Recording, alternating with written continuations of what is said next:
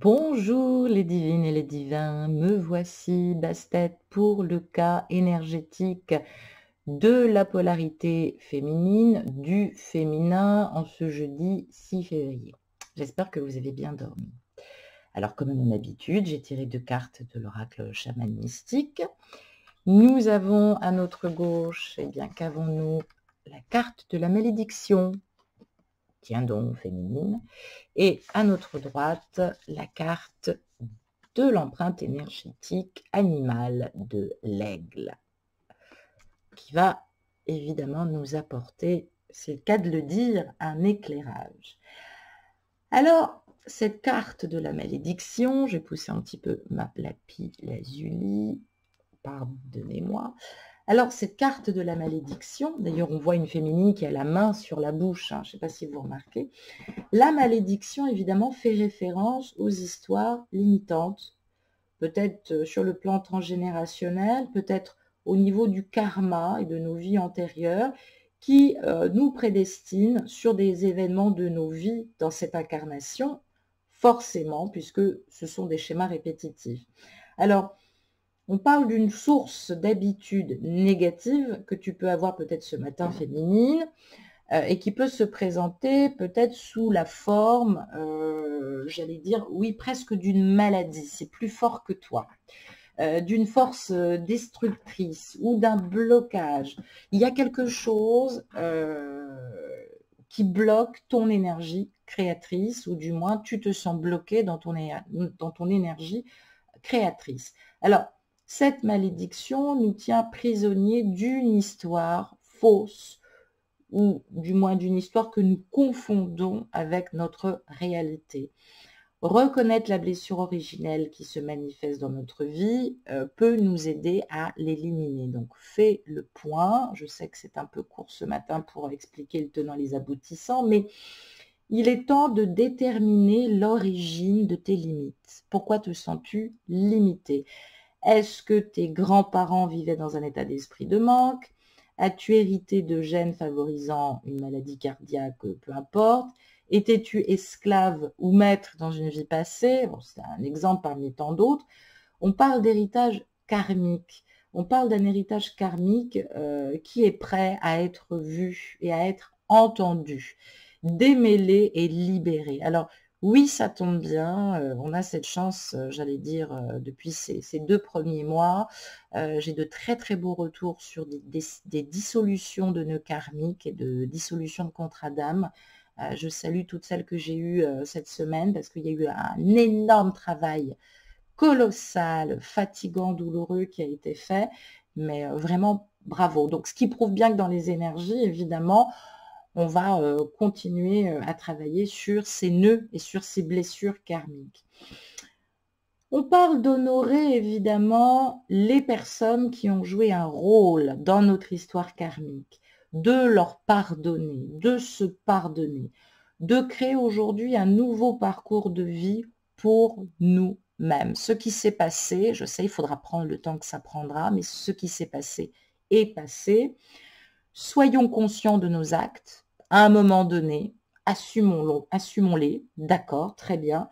Agissons avec une intention pure afin de ne pas créer une nouvelle dette karmique pour nos générations suivantes, nos enfants ou nos neveux et nièces.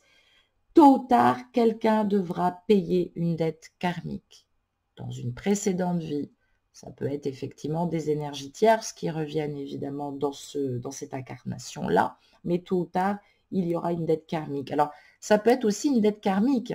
Peut-être que ton autre a une dette karmique envers toi, ou peut-être que tu en as une envers quelqu'un que tu ne connais pas encore. Peut-être une nouvelle flamme jumelle. Ce que vous faites aux autres, vous le faites aussi à vous-même. Ne l'oubliez pas, et aux personnes aussi que vous aimez le plus.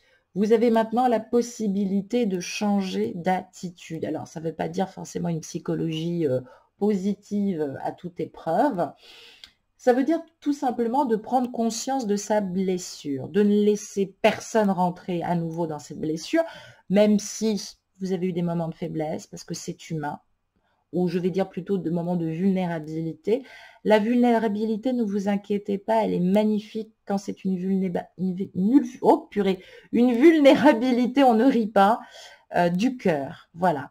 Par contre, si nous étions en manque de confiance, en déracinement, et que quelqu'un, évidemment, a profité de cette vulnérabilité pour, effectivement, nous manipuler, alors nous devons retravailler sur cette conscience supérieure du jeu ça, du moi inférieur. C'est important de nous relier à ça. Avec cette énergie de l'aigle, oh là là, c'est très dur ce matin, on est jeudi. Avec cette énergie de l'aigle, évidemment, l'aigle, oui, tiens d'ailleurs, l'aigle vient de l'Est, là où le soleil se lève et où tout commence. Vous voyez, donc finalement, tout se relie. Cet aigle, il plane haut dans le ciel parce qu'il voit le plus petit détail avec une grande clarté tout en conservant une vision panoramique. C'est ce qu'on va te demander de faire, ma chérie. De te nicher dans les hautes montagnes peut être sacré. Et c'est vrai que pour l'aigle, il n'y a pas d'obstacle, rien que des occasions. Il vous incite à prendre ce matin, féminine, de l'altitude et à adopter ses vertus et une nouvelle perspective de sorte que vous puissiez voler elle contre elle avec le grand esprit. Êtes-vous prisonnière de votre routine quotidienne et avez-vous l'impression que vous ne savez pas où aller et que faire dans l'avenir? Avez-vous perdu votre motivation? L'aigle vous invite à prendre une profonde inspiration et à déployer vos ailes. Faites-vous confiance. Parce que, et oui, quand les avez-vous ouvertes pour la dernière fois? Et oui, l'aigle vous rappelle que votre esprit est né pour planer dans le ciel, pendant que vous réfléchissez aux choix qui s'offrent à vous. Demandez-vous tout simplement, est-ce que vous voulez vivre comme un poulet, en sécurité et protégé, en étant sûr d'être nourri de façon régulière, ou est-ce que vous souhaitez planer comme cet aigle, libéré, avec une vision panoramique des choses? Si vous choisissez la deuxième option, vous devez accepter cette invitation de l'aigle qui vous tend son aile ce matin et trouver le courage de prendre son aile, justement, ou de vous blottir en dessous et de choisir cette liberté. Libérez-vous. Ne confondez pas la liberté, moi, personne ne me dit ce que j'ai à faire. Libérez-vous. Libérez votre âme, libérez votre état d'esprit. Il est temps de voir aussi avec les yeux de l'aigle. Laissez votre vision de l'ensemble et de ses parties devenir une vision laser et déterminez vos priorités maintenant. Qu'êtes-vous venu faire dans cette vie? Qu'est-ce que vous êtes venu chercher? Êtes-vous venu pour gravir les échelons d'un succès financier ou social? Êtes-vous venu pour devenir une meilleure personne? Êtes-vous venu pour soulager votre cœur et pour réaliser votre moi profond? Bah oui, un peu. Quelle est votre mission divine, votre mission d'âme sur cette terre? Cherchez, chercheur de vérité, chercheuse de vérité, cherchez votre vérité, mes chéris. Plus d'excuses ce matin, bien sûr, vous n'avez pas assez de temps, je sais, pas assez d'argent, je sais, ou peut-être pas assez dormi ce matin, mais le moment est venu de voler vers le but que vous avez choisi. Toutes les portes sont là. Il y a aussi évidemment la volonté, mais je vous assure, toutes les portes sont là. Vous avez le droit de prendre toutes les portes. C'est un ordre. Vous pouvez sortir par la fenêtre, rentrer par les égouts, peu importe. Si vous retardez ce moment, vous faites preuve de trahison envers vous-même. Regardez avec les yeux de l'aigle et vous finirez par connaître la situation que vous avez souhaité vivre, que ce soit dans un passé karmique, que ce soit dans cette incarnation. Libérez-vous et vivez votre destinée. Volez, mes chéris, ce matin, et puis faites-moi des selfies, hein, parce que moi j'adore les vues du ciel. J'ai tiré 4 cartes de la Méo deck, toujours évidemment sur tes limitations, tes peurs, comment les libérer, évidemment. Qu'est-ce qui influence encore sur le plan de l'extérieur, sur ton caractère ou tes capacités, évidemment, comment mieux structurer tes actions. J'ai tiré, oh bah décidément, le quintil et j'ai tiré l'élément feu. Alors, sur l'énergie archétypale astrologique, en termes de vertu, On va nous parler des signes de feu, Bélier, Sagittaire et Lion. Et ce quintile, évidemment, va nous parler d'inspiration. Mais c'est incroyable, les guides. Merci, vous êtes adorables. On va nous parler d'inspiration de l'âme. Et ben oui, on va nous parler de créativité. On va nous parler forcément de facilité, de talent à exprimer. Alors, en élément feu, hein, que ce soit le Sagittaire ou le Lion, c'est dû au vol, il faut quand même le dire. Ça nous parle d'une féminine qui a un gros potentiel créatif. Alors, c'est vrai qu'on parle bien d'expression et de talent et de possibilités, alors qui se confondent aux yeux des autres pour une certaine naïveté, à cause d'une certaine fraîcheur.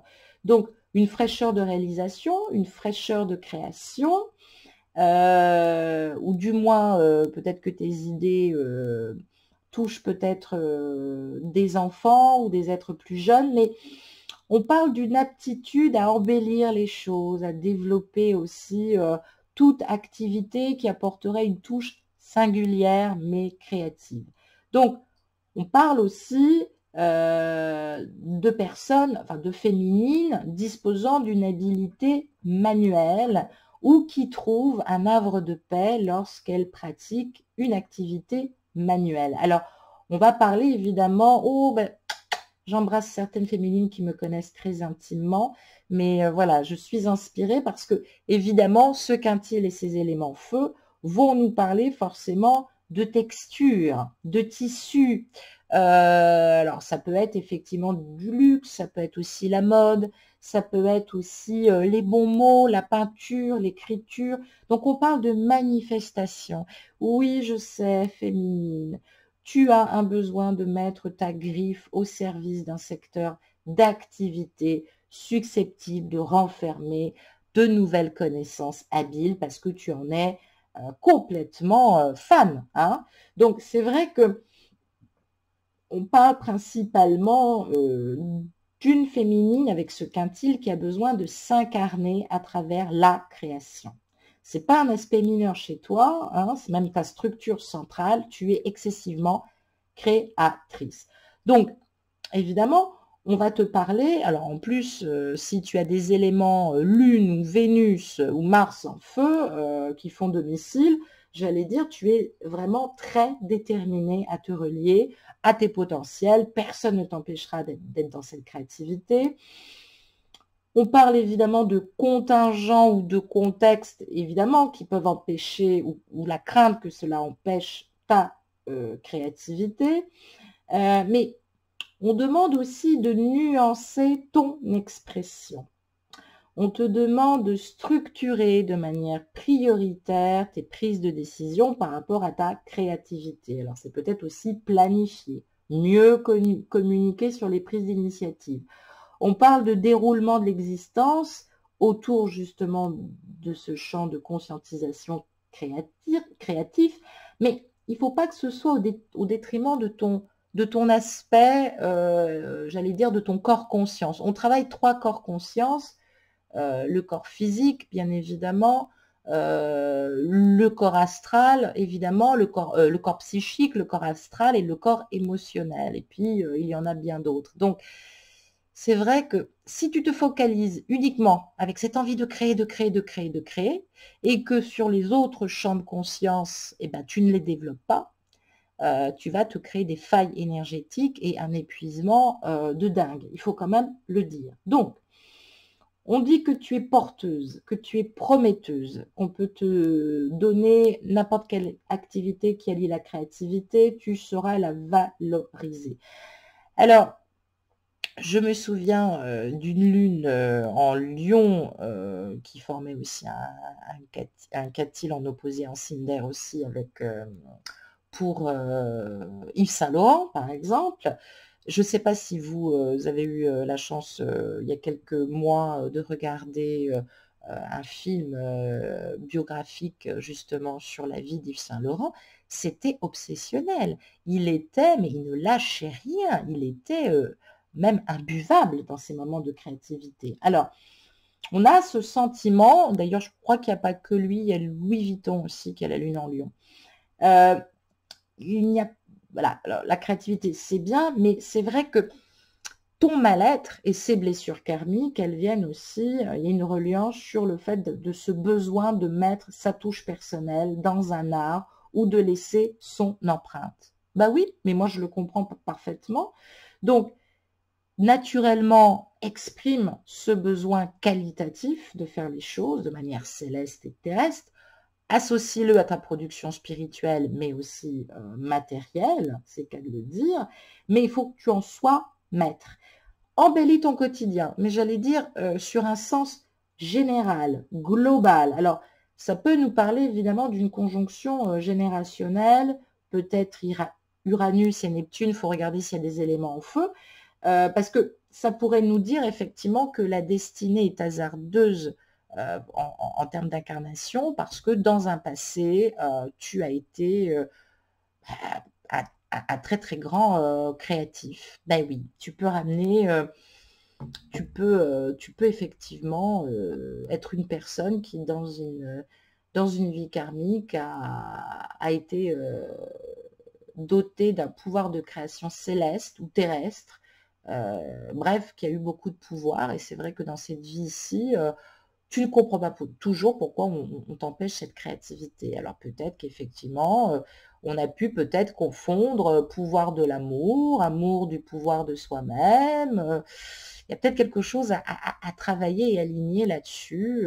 En tout cas, c'est important de mieux diriger cet élément feu, évidemment, de mieux l'orienter et puis surtout qu'il ne te trahisse pas, cet élément-là, et surtout ne te mets pas en opposition à cause de cet élément créatif en toi. Voilà le petit conseil. Et puis, en termes de doute de capacité, comment mieux structurer les choses, j'ai tiré la maison 8, ben oui, maison de pouvoir karmique, ben, décidément, tout ceci s'explique. Et j'ai tiré le signe du Gémeaux. Alors la maison 8 va nous parler de transformation, de remise en question, de sexualité, de petites morts, d'argent. La vertu archétypale astrologique du Gémeaux va nous parler de découvrir, d'apprendre, d'expérimenter, d'échanger, de communiquer. Alors, j'allais dire principalement avec cette maison 8, bah, on va nous parler, oui j'analyse en même temps, on va nous parler de l'héritage de la douleur. Décidément, non, il y a vraiment quelque chose à analyser ce matin. J'allais dire symboliquement, c'est vrai que cette maison 8, en temps normal, je ne sais pas si vous le voyez, elle est reliée au Scorpion. Et oui, le Scorpion, de par son signe, a une proportion. Ça fait partie de ses héritages, la douleur. C'est pour ça qu'il sait si bien la transcender. Donc, symboliquement, la maison 8 est rattachée au signe du Scorpion, à Pluton, mais aussi à Mars. Il faut quand même le dire. Donc, on parle bien là d'action, de réaction et de répulsion. Alors, c'est vrai que tu as peut-être l'impression féminine d'avancer chaque matin dans ta vie, dans ton boulot, dans un château hanté. Et que tu te diriges dans des pièces comme ça avec la peur, en tout cas le souhait d'éviter la mort. Alors, on est effectivement dans des angoisses. Et ça, il faudrait chercher du côté transgénérationnel ou karmique. On parle de la peur de la mort. On parle peut-être de mort qui s'est passé dans des précédentes réincarnations, mais on parle aussi de mort symbolique. On parle de maladie de l'esprit. Alors, peut-être que tu as été aussi la réincarnation, je ne sais pas, moi, je pensais à Camille Claudel, qui a été effectivement une très, très grande créative et qui en est devenue folle. Parce que là, moi, on me parle de maladie d'esprit, on parle de situations extrêmes, de situations plutôt désagréables. On parle évidemment d'un passé, peut-être qu'on a été lié à un conjoint qui avait énormément de fortune, et effectivement, ce conjoint, on a mis du temps aussi à s'en séparer, parce que finalement, l'énergie tierce dans ce précédent couple, c'était l'argent. On parle de grosse fortune, on parle d'argent, on parle d'héritage et on parle de sexe. Alors, C'est dommage que je ne peux pas tirer 3 cartes, mais c'est vrai que si nous avions la maison 5 qui était alignée, on parle bien de sexe et d'aventure par effectivement le pouvoir. Tu as pu être effectivement une Cléopâtre dans une autre vie. Donc on parle d'aventure, de plaisir. Ou alors, ça me fait penser à quelque chose, peut-être une courtisane sacrée, autonome, indépendante. Il y avait des courtisanes au XVIe et au XVIIe siècle qui ne vendaient pas leur charme bêtement, mais qui associaient leur pouvoir à l'argent et au sexe, il faut le dire. Donc, on parle de quelque chose, on parle d'une envie de vivre le sexe comme une aventure, comme un plaisir, mais surtout de le partager aussi avec un autre niveau que le sexuel. Donc, ça peut nous parler de sexe tantrique, ça peut nous parler de sexualité sacrée. Bah oui, cette maison 8, elle évoque tout ça. Donc, on parle d'héritage, on parle évidemment, ça peut être un héritage sacré, hein, ça peut être effectivement le tantrique, il faut bien le dire. On parle aussi d'une féminine qui a peut-être aussi par le passé hérité d'un précédent décès, ou alors est-ce que les héritages évidemment ont eu beaucoup de place dans sa vie. On parle principe, alors c'est curieux parce que là, pour le coup, j'ai des flashs parce qu'on me fait voir on me fait voir une pièce mortuaire avec de la vaisselle, des objets en or, en argent. Donc, on est peut-être lié aussi au rite funéraire, il faut quand même le dire. Bref, ça peut nous parler aussi d'avoir cette sensation, puisque je le relie à la créativité, d'avoir été tout simplement volé, dupé. Et que du coup, on a le sentiment tout le temps de travailler, travailler, travailler, cet argent file, cet argent file, cet argent file. La bonne nouvelle, là, ce matin, c'est qu'on nous dit que tu es arrivé au milieu de ta transformation féminine. Eh ben oui, je ne peux pas te dire autrement que la vérité. Il y a quelque chose qui est en train de changer, d'évoluer. On va passer à un autre stade. On quitte quelque chose, il faut quand même le dire, pour se reconstruire, pour renaître de ses cendres, pour recommencer après avoir souffert. Donc ne lâche rien. Tu es encore dans cette reconquête de l'unité en toi, le fait de revivre. Alors, j'allais dire que là, pour le coup, ne fuis pas cette incarnation-ci. Symboliquement, on parle de souffrir pour comprendre et reprendre goût à la vie. Je sais, c'est peut-être un peu facile, mais évidemment, cette maison 8 liée au Scorpion, elle nous le dit. Tiens, d'ailleurs, ça fait Scorpion et Gémeaux. Elle nous le dit.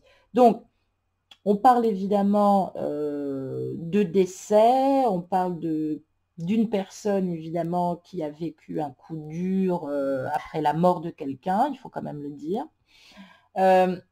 On parle aussi de médecine, de problèmes chirurgicaux, peut-être de greffe, peut-être quelqu'un qui est mort de maladie ou mort de maladie. On parle aussi de quelqu'un et d'un protagoniste avec lequel on est en relation sexuelle et évidemment en termes du fait de transcender, bah oui, c'est vécu dans une petite mort royale, j'allais dire, avec une attirance incroyable.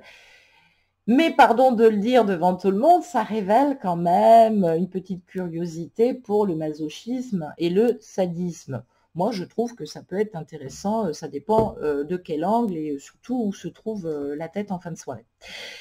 Donc voilà, c'était ma petite blague du jour. Donc, ce signe et cette maison 8, quand on la relie aux Gémeaux, et évidemment, quand ça nous parle de mieux, j'allais dire, relier, symboliser les choses, ben, on nous parle bien d'interdit, on nous parle bien principalement d'expérience sexuelle, d'épanouissement naturel. Attention de ne pas te faire trop envahir par tes sentiments. On peut parler aussi d'un partenaire qui est assez fuyant, parce qu'il sent peut-être toutes ces énergies en toi. Hein, voilà. Peut-être que ce partenaire a peur de se corrompre, peut-être que ce partenaire, effectivement, et c'est peut-être des énergies qu'on t'envoie dans la matière, ce partenaire à l'heure actuelle te renvoie des énergies ou des expériences sexuelles du passé, je ne sais pas. On peut nous parler de magie, on peut nous parler de magie sexuelle et d'influence considérable sexuelle et de magnétisme impossible à canaliser. Il va falloir quand même un peu le faire. Donc on parle bien de sexualité, de mort et de transformation. Il y a quelque chose à chercher du côté du karma quand même. Je ne voudrais pas dire, est-ce que tu as été surprise dans le lit de quelqu'un? Est-ce que tu as été tuée à ce moment-là? Donc, attention, on parle bien de transformation des planètes.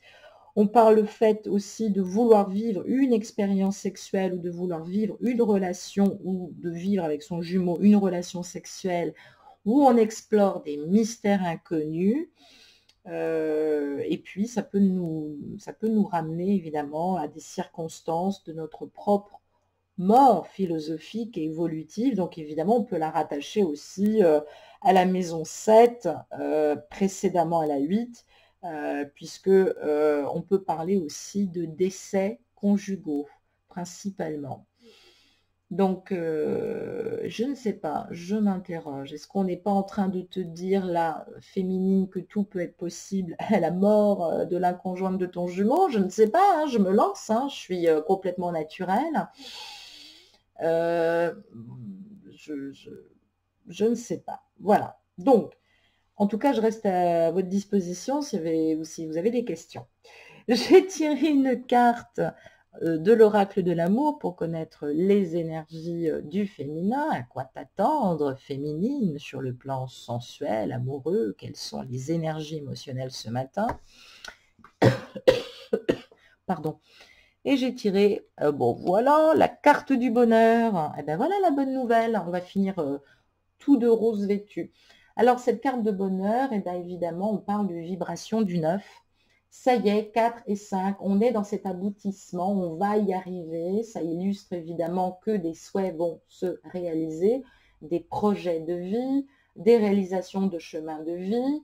On parle évidemment de bonheur constructif, dynamique. Alors peut-être que c'est un état d'esprit passager, mais il va y avoir maintenant des présentations d'événements et ça nous signifie aussi qu'on est sous quelque chose de meilleur. Enfin, il y a quelque chose de meilleur, en tout cas, qui se présente. Tout est une question d'angle, hein, c'est ce que je disais depuis le début. Donc, c'est une carte très positive. On te demande d'être sereine. On te demande d'apprécier et on te demande de cultiver ce bonheur en toi. Parce que franchement, ce qui va se préparer derrière, c'est que du rose. Hein. Alors évidemment, c'est une guidance générale. Mais quoi qu'il se passe, il va y avoir de la libération, il va y avoir de la transformation. Voilà, féminine, je t'embrasse et je te souhaite une excellente journée. À bientôt.